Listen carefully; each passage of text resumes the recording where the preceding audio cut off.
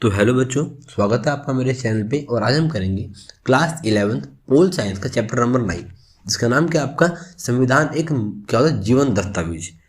तो देखो, हमने इसका पार्ट 2 करेंगे। पार्ट 1 हमने ऑलरेडी इसका कर रखा है।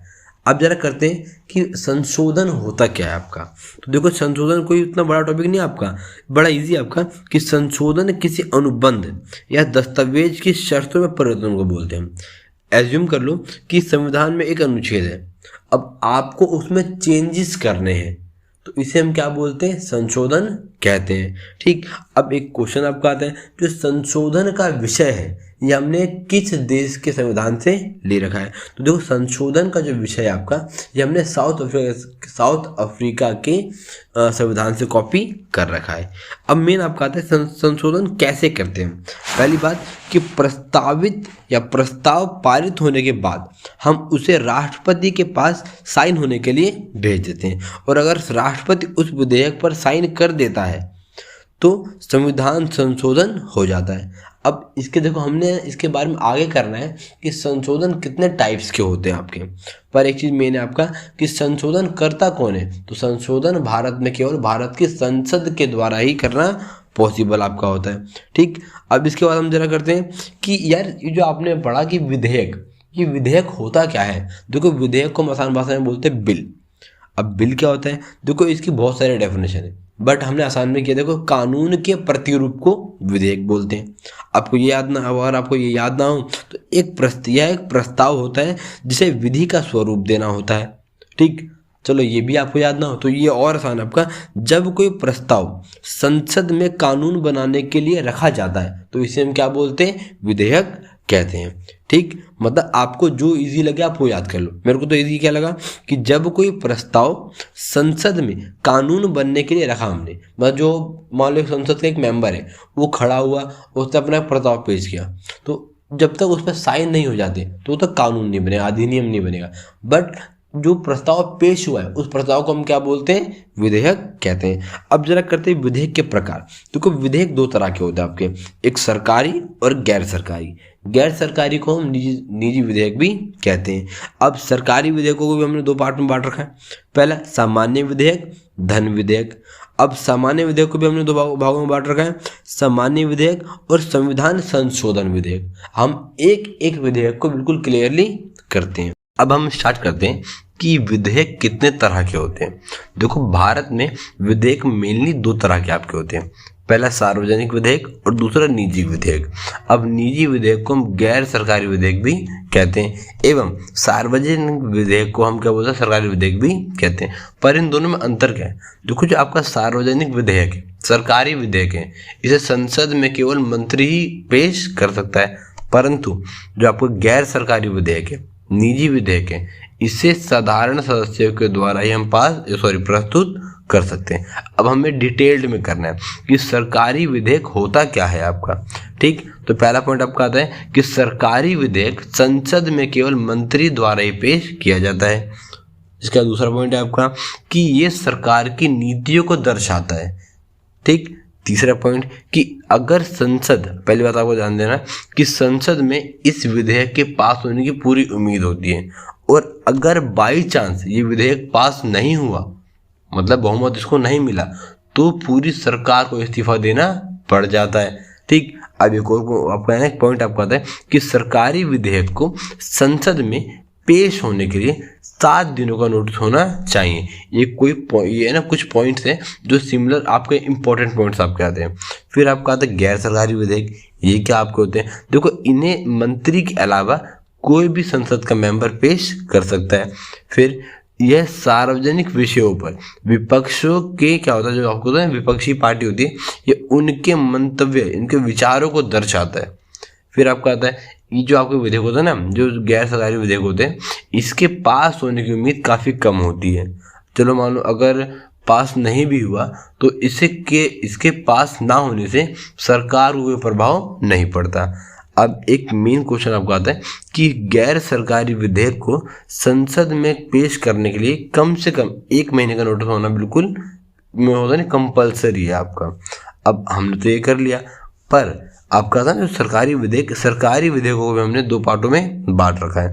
पहला सार्वजनिक विधेयक, दूसरा धन विधेयक। अब जरा एक ध्यान देना एक चीज, पहले ये बताओ कि हमारे भारत में कोई भी संगठन है, कोई भी औपचारिक पद है, उसे पावर्स कौन देता है? संविधान देता है। तो वैसे ही भारतीय संविधान के अनुच्छेद 110 में धन विधेयक की पूरी डेफिनेशन लिख रखी है। कोई विधेयक धन विधेयक तभी होगा जब उसमें करों का अधिरोपण, मतलब टैक्सेस की बात हो रही हो, टैक्सेस कब कम ज़्यादा करना है, मतलब टैक्सेस में बदलाव, उन्मूलन, छूट, परिवर्तन या विनियमन से संबंधित प्रावधान होते हैं। इसे हम क्या बोलते हैं भाई? धन विधेयक कहते हैं। मतलब एक धन विधेयक में क्या क्या हो सकता है? टैक्सेस हो सकते हैं, टैक्सेस के बारे में कोई भी आपको चेंजेस हो, कुछ भी आपको, सारे किसमें आपका धन विधेयक में आपका आता है। एक साधारण विधेयक, अब देखो दूसरा आपका, एक साधारण विधेयक संसद के दोनों सदनों में से किसी भी सदन में पेश कर सकते हैं, परंतु अगर धन विधेयक की बात जा रही है तो धन विधेयक केवल लोकसभा में पास होना चाहिए या केवल लोकसभा में पेश होना चाहिए। ठीक, अब जरा करते हैं डिटेल में। पहले धन विधेयक होता क्या है? पहली बात, धन विधेयक को केवल हम लोकसभा में पेश कर सकते हैं। दूसरा, लोकसभा में केवल इसे मंत्री द्वारा ही पेश किया जा सकता है। तीसरा, कि इसे राष्ट्रपति की अनुशंसा प्राप्त होने के बाद, इसका मीन राष्ट्रपति की अनुमति के बाद इसको हम पेश कर सकते हैं। फिर इस विधेयक को राज्यसभा द्वारा संशोधित या अस्वीकार नहीं किया जा सकता। अब क्यों नहीं कर सकते? अरे जब आपने पहले ही राष्ट्रपति से परमिशन ले ली है कि हम विधेयक पेश करें कि ना करें, तो राष्ट्रपति तो महामहिम होते हैं, इनकी बात कोई काट ही नहीं सकता। फिर आपको आता है इसे राज्यसभा मोस्टली से मोस्टली मैक्सिमम 14 दिन तक अपने पास रोक कर रख सकता है।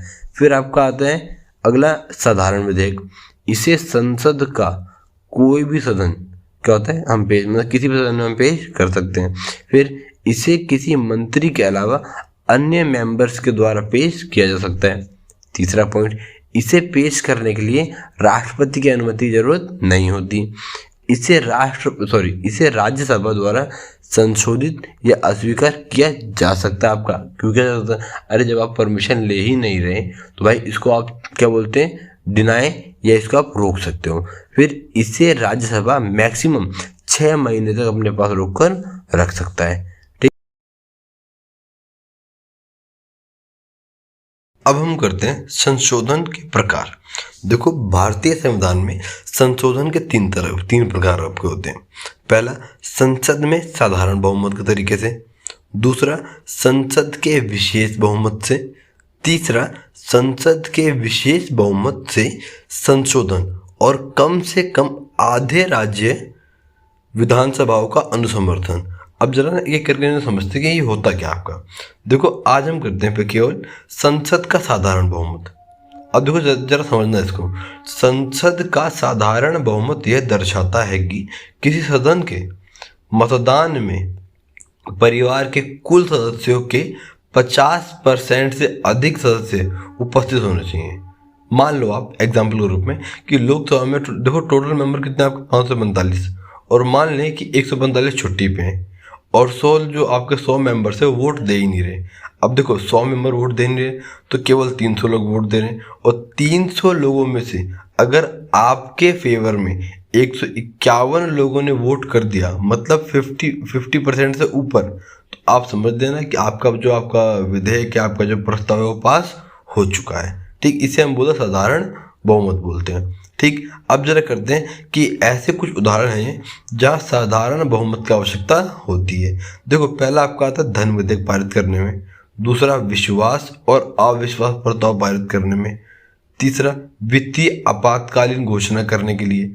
चौथा, राष्ट्रपति शासन या राज्य आपातकाल की घोषणा करने के लिए। और लास्ट में आपका आता है कि लोकसभा से डिप्टी स्पीकर और स्पीकर का चुनाव करना है। ये सारे ऐसे मुद्दे हैं जिसके लिए हमें साधारण बहुमत की आवश्यकता होती है। आज के लिए बच्चों इतना ही। हम ट्राई करेंगे कि इसके थर्ड पार्ट हम जल्द से जल्द लाएं और थर्ड पार्ट में इस चैप्टर को पूरा कवर कर लें। प्लीज़ चैनल को लाइक करो, वीडियो को पूरा देखो एंड सब्सक्राइब इट।